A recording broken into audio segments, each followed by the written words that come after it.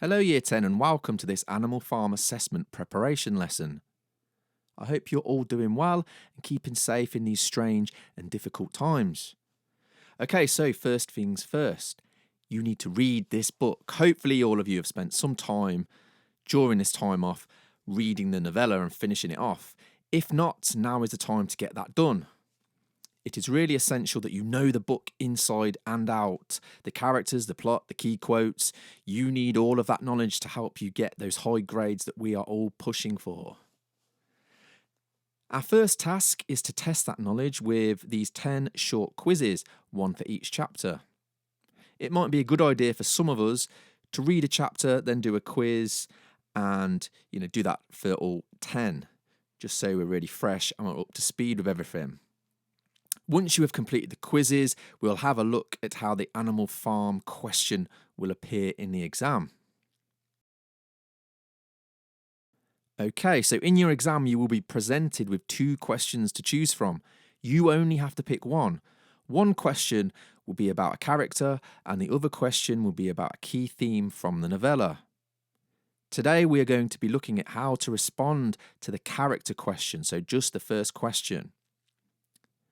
Keywords in this are explore and Napoleon. So we need to write about the importance and significance of this key character throughout the novella. First little task for us to have a go at. Can we recall 5 key events that summarise the type of character Napoleon is? If not, you might want to watch this quick video that sums up some of the key points. The links for this video should be in the description, and if you've downloaded the PowerPoint, you can click on the hyperlink. Okay, next thing, it might be a good idea in our essay that we're going to write to compare Napoleon to the other leaders we see on the farm.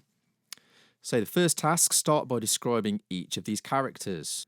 Second task, how does Napoleon become just as bad, if not worse, than Mr. Jones? Think about the promise of animalism. Think about the commandments and how he breaks them. Think about the so-called comrades that he's letting down. And for the extension, comment on the state of Animal Farm at the end of the novella. What point is George Orwell making by doing this? What is he saying about communism, perhaps politics in general, and even humanity itself? So have a think about why does it have that cyclic nature? What's he saying about leaders and corruption? What's he saying about power? Absolute power corrupts absolutely, etc. Okay, question 3 relates to the story being an allegory, one of our key words that we need to include in our essay somewhere. What is his message about communism and why did he feel it was so important? And the extension here is asking you about Boxer. He is almost the complete opposite to Napoleon. He works day after day, performing arduous labour for the good of the farm to keep it successful and running. He is selfish, but he is selfless. So he does things for others, not himself. He is also quite uneducated. And we could comment that this character represents the proletariat, which is a key word again for us to use, which means working class. And the proletariat would often be manipulated by propaganda and would blindly follow leaders who would make big promises but barely deliver. So again, what is Orwell saying with this character and also contrasting Napoleon to Boxer? You might want to touch upon that in your essay. Okay, so we're now going to look at how to tackle the question in a little bit more technical depth. The first thing we need to do is to consider the key points we want to make about Napoleon. We can talk about how he's described, his actions, and what he says, or a combination of all 3 things together. It would also be ideal if each one of your points can connect to a different key theme. That way your essay will have a lot of variation. However, for Napoleon, the theme of power is a really big theme that overlaps kind of all the other themes. So you might end up touching upon that throughout and continually reference it throughout your essay. It's really important that we are building a bank of key quotes as we read through the novella and as we keep studying it and working our way towards the exam. Hopefully you've got a handful that you can fall back on. If not, there are some in the following videos. Again, click on the link either in the drop-down box or if you're on the PowerPoint, click the hyperlink. Some nice quotes here with some analytical explanations that could be very useful for us. Some of these quotes may relate to Napoleon, but not all of them do. So we need some more direct quotes that link to Napoleon. So can you think of 4 or 5 quotes, or can you source them from the novella? And here's some quotes I made earlier. These quotes heavily link to Napoleon and his actions. What we need to do with these quotes in the essay, we need to analyse and explain them. So the next step is to analyse. What is the quote portraying to the reader? You may want to talk about the tone, for example. Quote 1 has a very friendly yet commanding tone with the use of imperative and exclamatives. What does this show? Why have they been used? So when we pick our own quotes, we can talk about the tone, maybe pick a keyword to analyse. You don't have to go too deep into language and structure territory, but you can brush upon it. So have a go at analysing the other quotes on this slide in as much detail as possible, and have a think about which ones you might want to use in your essay. Okay, part 3 of this essay preparation is context.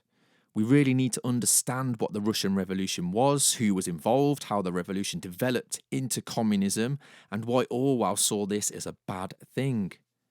We also need to consider the purpose and message behind the book, and also that it is an allegorical novella and a work of satire. Some keywords we need to keep remembering and referring back to in our essays. Satire relates to kind of humour, irony, and making fun of political leaders, people in power. If you are struggling with some of this context information, then again, click the link. Some nice historical and context points summed up in a really good 3-minute video there for you. And for those of you that want to delve a little deeper, there's a wealth of resources online if you want to go deeper into the Russian Revolution or George Orwell. And the more you know about Orwell, the more you're going to understand and appreciate his work. Okay, now we're going to look at how to structure those paragraphs. They're going to need to be quite substantial if we want to hit those grade 6s and higher, which I'm sure all of us do. We need to make a point, is the first thing, obviously, and we need to start trying to embed our quotes within our point. It shows more sophistication. It's going to impress the examiners a little bit more. If you're unsure on how to do this, on the next slide, I've got a really detailed example which include embedded quotes, so we'll have a look at that shortly. After our point and evidence, we need to analyse the quote. What does it show? Zoom in on a key word. Why is it there? Then we need to try and link our analysis to a key theme and explain why this is important and significant. So we're constantly linking. Sentences need to link rather than being really separate. Everything needs to link. So link to that key theme, and then finally link the theme to the context about the Russian Revolution and George Orwell's purpose and message for the novella. What's his purpose? Who is he aiming the novella at? Remember, the paragraph structures are a suggestion.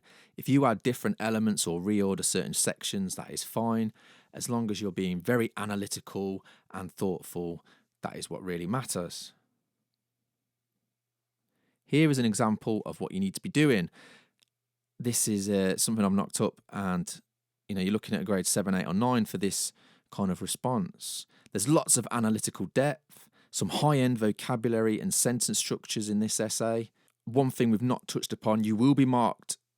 There will be some SPAG marks on this essay. So there's 8 marks up for grabs for SPAG. So show off with keywords like proletariat. In terms of grammar, you need to be spot on. Punctuation, use those colons, semicolons when necessary and appropriate. The tone of the essay should be professional and detached. It might be a good idea for your first paragraph to either summarise the type of character Napoleon is, or to start chronologically with how he's portrayed at the start of the novella. So now it's time for you to plan your own essay. Open this file and fill in the box, or print them off and fill it in, completely up to you, but you want to be aiming to fill in those 4 rows and columns. We want 4 paragraphs, nice and detailed. You can maybe get away with 3, but let's plan for 4 and see how we get on. Some last little pointers. Here's the mark scheme. None of us should be aiming for lower than a grade 5 in our set, so I've left the bottom section out. Have a look for some keywords there in the boundary that you're aiming for. In total, we've got 40 marks available, 32 for the content, 8 for the spag. So remember to really show off. You should spend about 50 minutes in total on this. Okay, so best of luck. I hope that was helpful.